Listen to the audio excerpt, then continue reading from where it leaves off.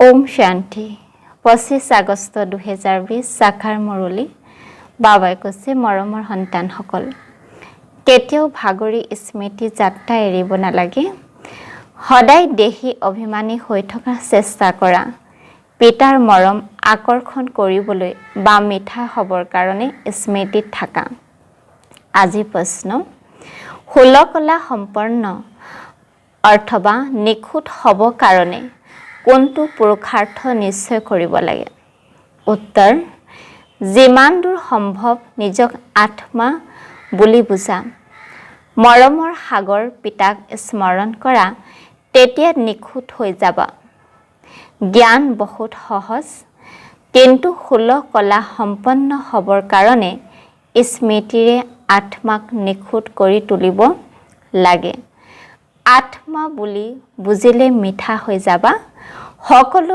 বাদ বিবাদ সমাপ্ত হৈ যাব আজি গীতত আছে তুমি প্ৰেমৰ সাগৰ ওম শান্তি প্ৰেমৰ সাগৰে নিজৰ সন্তান সকলকো এনেকুৱা প্ৰেমৰ সাগৰ কৰি তোলে সন্তান সকলৰ এইম অবজেক্ট অৰ্থাৎ লক্ষ্য হৈছে যে আমি এনেকুৱা লক্ষ্মী নাৰায়ণৰ দৰে হম এওঁলোকক সকলোৱে কিমান মৰম কৰে সন্তান সকলে জানে বাবাই আমাক এওঁলোকৰ দৰে মিঠা কৰি তোলে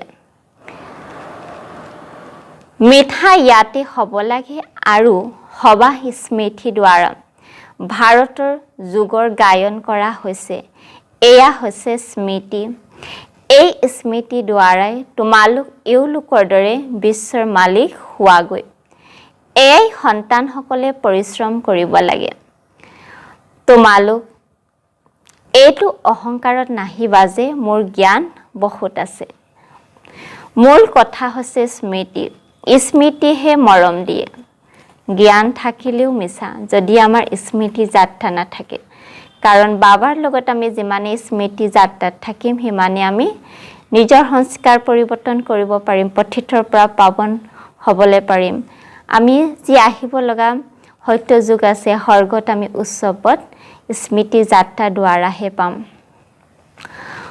যদি বহুত মিঠা বহুত মৰমৰ হ'ব বিচাৰা উচ্চ পদ প্ৰাপ্ত কৰিব বিচাৰা তেন্তে পৰিশ্ৰম কৰা নহলে বহুত অনুতাপ কৰিবা কিয়নো বহুত সন্তান আছে যিসকল স্মৃতিত থাকিব নোৱাৰে ভাগৰি পৰে গতিকে এৰি দিয়ে এটাটো দেহি অভিমানী হোৱাৰ কাৰণে বহুত প্ৰয়াস কৰা নহলে বহুত কম পদ পাবা ইমান মিঠা কেতিয়াও হ'ব নোৱাৰিবা বহুত কম সন্তান আছে যিহলে আকৰ্ষিত কৰে কিয়নো স্মৃতিত থাকে কেৱল পিতাৰ স্মৃতিতে থাকিব লাগে যিমান স্মৰণ কৰিবা সিমান বহুত মিঠা হবা অৰ্থাৎ সুইট হবা এই লক্ষ্মী নাৰায়ণ আগৰ জন্মত বহুত স্মৰণ কৰিছিল সেইকাৰণে তেওঁক সকলোৱে স্মৰণ কৰে তেখেতৰ মাজত কিমান তেখেতক কি বুলি কোৱা হয় হুলকলা সম্পন্ন সৰ্বগুণ সম্পন্ন হয়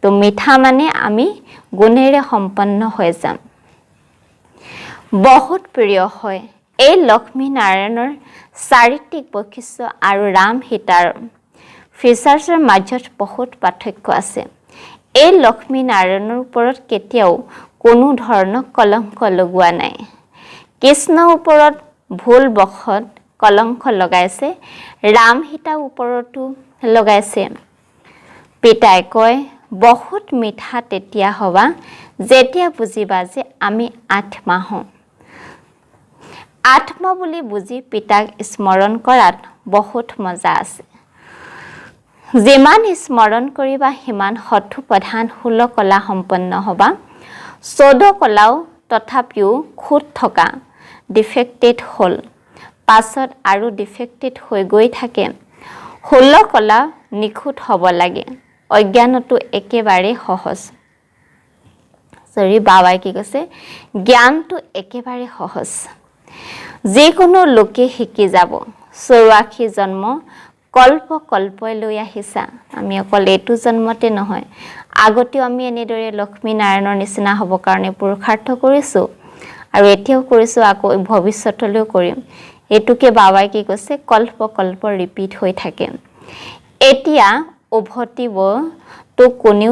উভতিটো কোনেও যাব নোৱাৰে যেতিয়ালৈকে পুৰা পবিত্ৰ নহয় নহলে শাস্তি ভোগ কৰিব লাগিব বাবাই বাৰে বাৰে বুজায় যিমান দূৰ সম্ভৱ প্ৰথমতে এটা কথা দৃঢ় কৰা যে মই আত্মা হওঁ মই আত্মা নিজৰ ঘৰত থাকোঁ গতিকে মই হতু প্ৰধান হওঁ আকৌ ইয়াত জন্ম লওঁ কোনোবাই কিমান জন্ম লয় পাছলৈ তমো প্ৰধান হৈ যায় সৃষ্টিৰ সেই সন্মান কম হৈ যায় ঘৰ নতুন হলে তেতিয়া তাত কিমান আৰাম পোৱা যায় আকৌ ডিফেক্টেড হৈ যায় কলাসমূহ কম হৈ যায় যদি তোমালোক সন্তানসকলে বিচৰা নিখুঁত সৃষ্টিলৈ যাওঁ তেন্তে নিখুঁত হ'ব লাগিব সম্পন্ন হ'ব লাগিব পবিত্ৰ হ'ব লাগিব কেৱল জ্ঞানক পাৰফেক্ট বুলি কোৱা নহয় আত্মা পাৰফেক্ট হ'ব লাগিব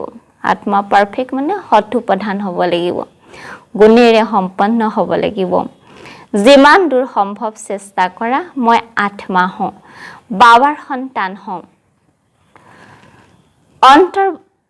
অন্তৰ বহুত আনন্দিত হৈ থকা উচিত মনুষ্যই নিজকে দেহধাৰী বুলি বুজি আনন্দিত হয় মই আমুক সন্তান হওঁ সেয়া হৈছে অল্পকালৰ নিচা এতিয়া তোমালোক সন্তানসকলে পিতাৰ সৈতে পুৰা বুদ্ধি জোখত গঢ়ি তুলিব লাগে এই ক্ষেত্ৰত বিবুদ্ধিত পৰিব নালাগে লাগিলে বিদেশত জলৈকে নোযোৱা কিয় কেৱল এটা কথা দৃঢ় কৰি ৰাখা বাবাক স্মৰণ কৰিব লাগে বাবা প্ৰেমৰ সাগৰ হয় যদি প্ৰেমৰ সাগৰ স্মৰণ কৰোঁ তেতিয়া প্ৰেমৰ কমি আমাৰ কেতিয়াও নহ'ব এই মহিমা কোনো মনুষ্য নহয় আত্মাই নিজৰ পিতাৰ মহিমা কৰে আত্মাসকল সকলো পৰস্পৰ ভাই ভাই হয় সকলোৰে পিতা এজনেই পিতাই সকলোকে কয় সন্তানসকল তেওঁ হিন্দুৱেই নহওক মুছলমানেই নহওক খ্ৰীষ্টানেই নহওক বাবাই কি কয়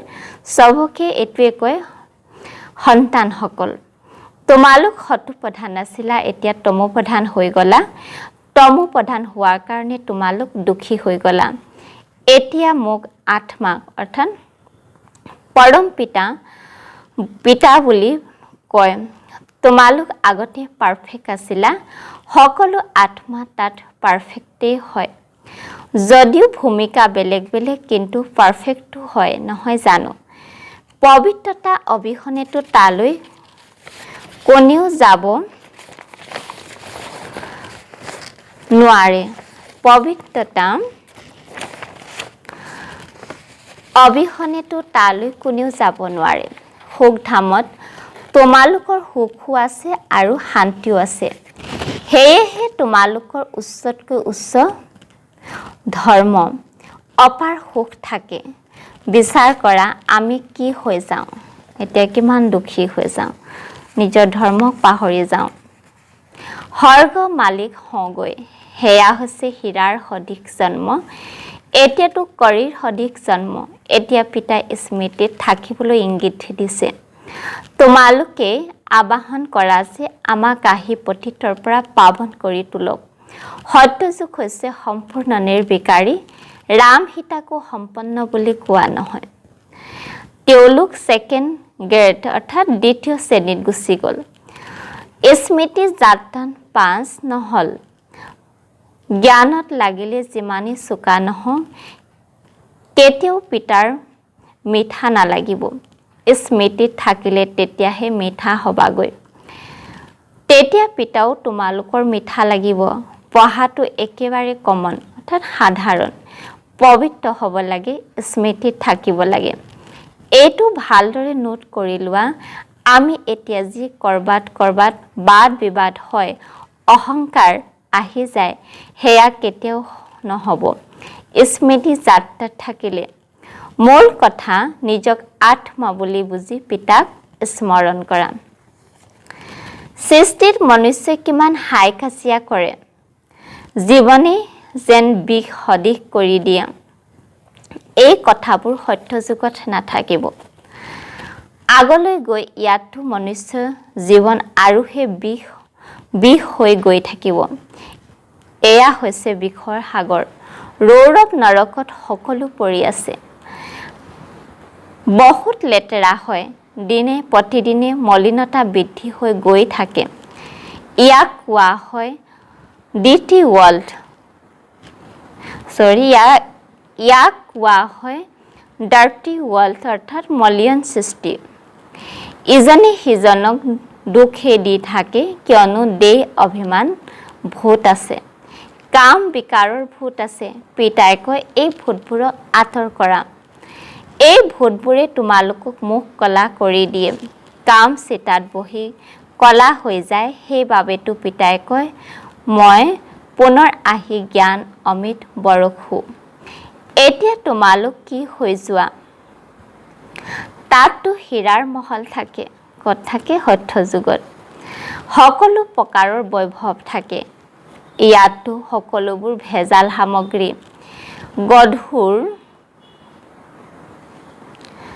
বাবাই কৈছে গৰুৰ দানা চোৱা, সকলোৰে পৰা সাৰ উলিয়াই বাকীখিনি দি দিয়ে। গাই গৰুৱে দানাও সঠিকভাৱে নাপায়। কৃষ্ণ গাইবোৰ চোৱা কেনেকুৱা ফাৰ্ষ্ট ক্লাছ দেখুৱায়। সত্য যুগত গাই গৰু এনেকুৱা হয়, কথা নুশুনিবা, দেখা লগে লগে আহি যায়। ইয়াততো সকলো বস্তুৰ পৰা সাৰ উলিয়াই দিয়ে। এইখন বহুত চিচি মলিন সৃষ্টি। তোমালোকে ইয়াৰ প্ৰতি অন্তৰৰ আকৰ্ষণ ৰাখিব নালাগে। পিতাই কয় তোমালোক কিমান বিকাৰী হৈ গলা। যুদ্ধত যেনেকৈ ইজনে সিজনক মাৰি থাকে, এটমিক বম্বছ বনাওঁতা সকলোৰ কিমান মান আছে। ইয়াৰ দ্বাৰা সকলো বিনাশ হৈ যায়। পিতাই বহি শুনাই আজি মনুষ্য কেনেকুৱা, কাইলৈ কি হ'ব। এতিয়া তোমালোক মাজত আছা। সৎ সংগই উদ্ধাৰ কৰে, অসৎ সংগই ডুবায়। তোমালোক পুৰুষোত্তম হ'বৰ কাৰণে পিতাৰ হাত ধৰা। কোনোৱে সাঁতুৰিবলৈ শিকিলে তেতিয়া শিকাওঁতাজনৰ হাতত ধৰিবলগীয়া হয়, নহ'লে ডুবি যাব। ইয়াততো হাতত ধৰিবলগীয়া হয়, নহ'লে মায়াই টানি লৈ যায়। তোমালোকে এই গোটেই বিশ্বক স্বৰ্গ কৰি তোলা। নিজক নিচাত লৈ আহিব লাগে। আমি শ্ৰীমতত নিজৰ ৰাজ্য স্থাপন কৰি আছোঁ। সকলো মনুষ্য মাত্ৰই দানটো কৰে, ফকীৰসকলক দিয়ে। তীৰ্থযাত্ৰাত পাণ্ডাসকলক দান কৰে। চাউল এমুঠি হ'লেও দান নিশ্চয় কৰিব। সেই সকলোবোৰ ভক্তিৰ মাৰ্গত চলি আহি থাকে। এতিয়া পিতাই আমাক ডবল দানী কৰি তোলে। পিতাই কয় ৩ খোজ ভূমিত তোমালোকে এই ঈশ্বৰীয় ইউনিভাৰ্চিটি, ঈশ্বৰীয় হস্পিটেল খোলা, য'ত মনুষ্য আহি ২১ জন্মৰ কাৰণে আৰোগ্য হৈ যাব। ইয়াতো কেনেকুৱা বেমাৰ হয়। বৰ্তমান কি বেমাৰ হৈ আছে? ভাইৰাছৰ বেমাৰ। বেমাৰত কিমান দুৰ্গন্ধ ওলায়। হস্পিটাললৈ চালে ঘৃণা উপজে। কৰ্মভোগ কিমান আছে। এই সকলোবোৰ দুখৰ পৰা মুক্ত হ'বৰ কাৰণে পিতাই কয় কেৱল স্মৰণ কৰা আৰু কোনো কষ্ট তোমালোকক নিদিওঁ। বাবাই জানে সন্তানসকলে বহুত কষ্ট দেখিছে। বিকাৰী মনুষ্য মুখমণ্ডলে সলনি হৈ যায়, একেবাৰে যেন মৃতকৰ দৰে হৈ যায়। যেনেকৈ মদাহীয়ে মদ অবিহনে থাকিব নোৱাৰে। মদ্যপান কৰাৰ কাৰণে বহুত নিচা বাঢ়ি যায়, কিন্তু অলপ সময়ৰ কাৰণে। ইয়াৰ দ্বাৰা বিকাৰী মনুষ্যৰ আয়ুস কিমান চুটি হৈ যায়। নিৰ্বিকাৰী দেৱতাসকলৰ আয়ু এভাৰেজ ১২৫ৰ পৰা ১৫০ বছৰ হয়। সৰ্বদা স্বাস্থ্যৱান হ'লে তেতিয়া আয়ুসো বাঢ়ি যাব নহয় জানো? শৰীৰ নিৰোগী হৈ যায়। পিতাক অবিনাশী চিকিৎসক বুলিও কোৱা হয়। জ্ঞান ইনজেকশ্যন সদ্গুৰুৱে দিলে অজ্ঞান অন্ধেৰা বিনাশ হ'ল। পিতাক নাজানে, সেয়েহে অজ্ঞান আন্ধাৰ বুলি কোৱা হয়। ভাৰতবাসীৰে কথা, ক্ৰাইষ্টকতো জানে আমুক চনত আহিল। তেওঁলোকৰ গোটেই লিষ্ট আছে, কেনেকৈ কৰ্মানুসাৰী পোপ গদিত গাদীত বহে। এখনেই ভাৰত আছে য'ত কাৰোৰে বায়োগ্ৰাফি নাজানে। আবাহনো কৰে হে দুখৰ্তা সুখকৰ্তা পৰমাত্মা, হে মাতা পিতা। বাৰু মাতা পিতা বায়োগ্ৰাফিটো শুনোৱা, একোৱে গম নাপায়। তোমালোকে জানা এয়া হৈছে পুৰুষোত্তম সংগম যুগ। আমি এতিয়া পুৰুষোত্তম হৈ আছোঁ, গতিকে পূৰা গঢ়িব লাগে। লোকলাজ কুলৰ মৰ্যাদাটো বহুত আবদ্ধ হৈ থাকে। এই বাবাটো কাৰোবাৰ লৈ ভস্তেক্ষেপ নকৰে। কিমান গালি শুনিলে ভবা নাছিল, সপোনতো নাছিল। ৰাস্তাৰে গৈ গৈ ব্ৰাহ্মণ ফান্দাত পৰি গ'ল। ৰাস্তাৰে গৈ গৈ ব্ৰাহ্মণ ফান্দত পৰি গ'ল। বাবাই ব্ৰাহ্মণ কৰিলে, তেতিয়া গালি শুনিবলগীয়া হ'ল না। ব্ৰহ্মা বাবা লৌকিক জীৱন কিমান ফাৰ্ষ্ট ক্লাছ আছিলে, কিমান মানুহে তেখেতক সন্মান কৰিছিলে। তো যেতিয়া পৰমাত্মাই তেখেতৰ শৰীৰত প্ৰৱেশ কৰিলে, তেখেতক ব্ৰহ্মা বনালে, তেতিয়া কিমান গোটেই দুনিয়াৰ মানুহৰ পৰা তেখেতে গালি খাব লগা হ'ল, কিন্তু তেখেতে হস্তক্ষেপ নকৰিলে। গোটেই পঞ্চায়ত এফালে, দাদা ব্ৰহ্মা বাবা আনফালে। গোটেই হিন্দু পঞ্চায়তে ক'লে যে এয়া কি কৰিছা? হেৰ, গীতাত ভগৱানো বাচ আছে নহয়, কাম মহাশত্ৰু। ইয়াৰ ওপৰত বিজয়ী হ'লে বিশ্বৰ মালিক হ'বা। এয়াতো গীতাৰ কথা। মোৰ দ্বাৰা কোনোবাই কয় কাম বিকাৰক জয় কৰিলে তোমালোকে জগত জিত হ'বা। এই লক্ষ্মীনাৰায়ণে বিজয় প্ৰাপ্ত কৰিছে নহয় জানো? ইয়াত কাজিয়া আদি কোনো কথা নাই। তোমালোকক স্বৰ্গ বাদশ্বাহী দিবলৈ আহিছোঁ। এতিয়া পবিত্ৰ হোৱা আৰু পিতাক স্মৰণ কৰা। স্ত্ৰীয়ে কয় মই পাৱন হ'ম, স্বামীয়ে কয় মই নহওঁ। স্ত্ৰী হং স্বামী বগলী হৈ যায়। পিতা আহি জ্ঞান ৰতন গ্ৰহণ কৰোঁতা ধ্বংস কৰি তোলে। কিন্তু এজন হ'লে আনজন নহ'লে তেতিয়াও কাজিয়া হয়। আৰম্ভণিতেতো বহুত শক্তি আছিল, এতিয়া সিমান সাহস কাৰোৰে নাই। যদিও কয় মই উত্তৰাধিকাৰী হওঁ, কিন্তু উত্তৰাধিকাৰী হোৱা সেয়া বেলেগ কথা। এতিয়া সিমান সাহস কাৰোৰে নাই। আৰম্ভণিতেতো চমৎকাৰ আছিল। ডাঙৰ ডাঙৰ ঘৰৰ লোকসকলে উত্তৰাধিকাৰ ল'বলৈ ততালিকে ঘৰ এৰি থৈ আহিছিল। ঘৰত আহিব নিদিছিলে, সেইকাৰণে ঘৰ এৰিয়ে বাবাৰ ওচৰত উত্তৰাধিকাৰ ল'বৰ কাৰণে আহিব লগা হৈছিল। গতিকে তেওঁলোক যোগ্য হৈ গ'ল। পোনপ্ৰথমে অহাসকলেতো চমৎকাৰ কৰিলে। এতিয়া এনেকুৱা কোনোবা বিৰলজনহে ওলাব। লোক লাজ বহুত আছে। প্ৰথমতে যিসকল আহিল তেওঁলোকে বহুত সাহস দেখুৱালে। যোনবিলাক এতিয়া দাদী হৈ গ'ল তেওঁলোকে বহুত সাহস দেখুৱালে। কোনোবা বিৰলজনেহে ওলাব।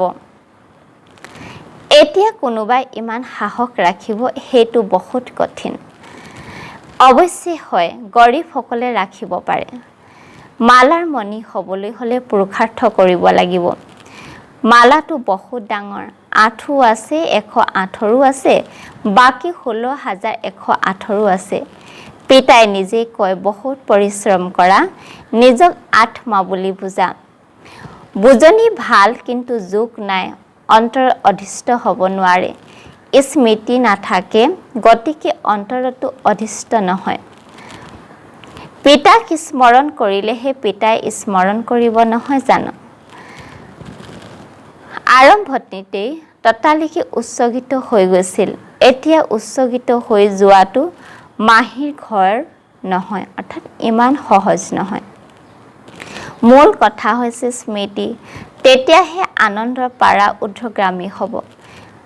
যিমানে কলা কম হৈ গৈ থাকিল, সিমানেই দুখ বাঢ়ি গৈ থাকিল।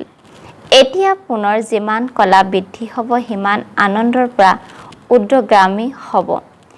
অন্তিমত তোমালোকৰ সকলো সাক্ষাৎকাৰ হ'ব।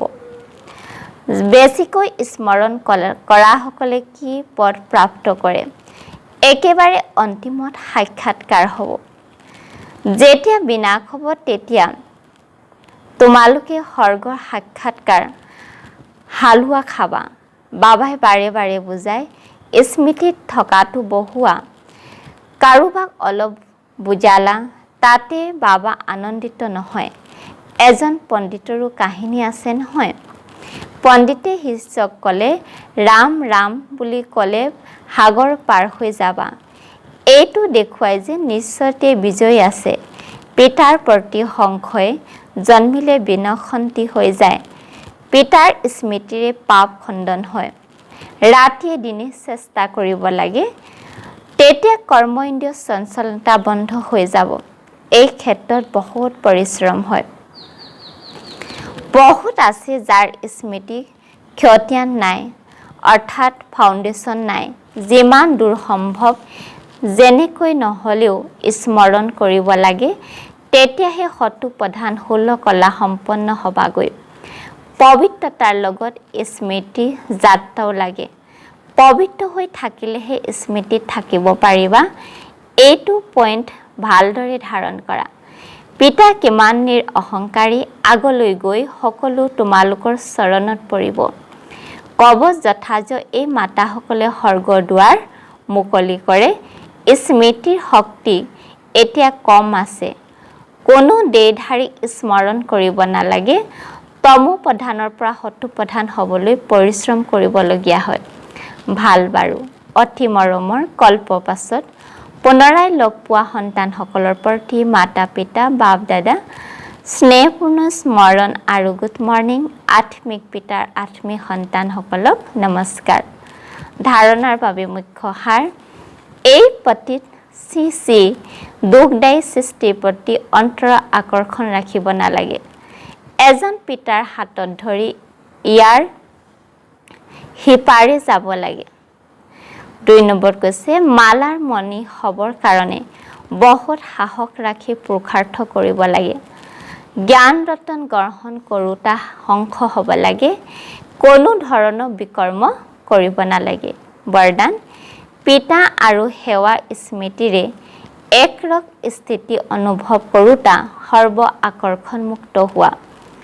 যেনেকৈ ছাৰ্ভেণ্টৰ সদায় সেৱা আৰু মাষ্টৰ অৰ্থাৎ গৰাকীক স্মৃতিত থাকে, তেনেকৈ ৱৰ্ল্ড ছাৰ্ভেণ্ট অৰ্থাৎ বিশ্বৰ সেৱক সঁচা সেৱাধাৰী সন্তানসকলৰো পিতা আৰু সেৱা বাহিৰে অন্য একো স্মৃতিত নাথাকে। ইয়াৰ দ্বাৰা একৰক স্থিতি থকা অনুভৱ হয়। তেওঁলোকৰ এজন পিতাৰ ৰসৰ বাহিৰে বাকী সকলো ৰস নিৰস লাগে। এজন পিতাৰ ৰসৰ অনুভৱ হোৱাৰ কাৰণে কলৈকো আকৰ্ষিত হ'ব নোৱাৰে। এই একৰক স্থিতিৰ তীব্ৰ পুৰুষাৰ্থেই হয় সকলো আকৰ্ষণৰ পৰা মুক্ত কৰি তোলে। এয়াই শ্ৰেষ্ঠ লক্ষ্যস্থল। শ্লোগান বিকট পৰিস্থিতিবোৰৰ পেপাৰত 5 অৰ্থাৎ কৃতকাৰ্যতা হ'বলৈ হ'লে নিজৰ স্বভাৱক শক্তিশালী কৰি তোলা। ওম শান্তি।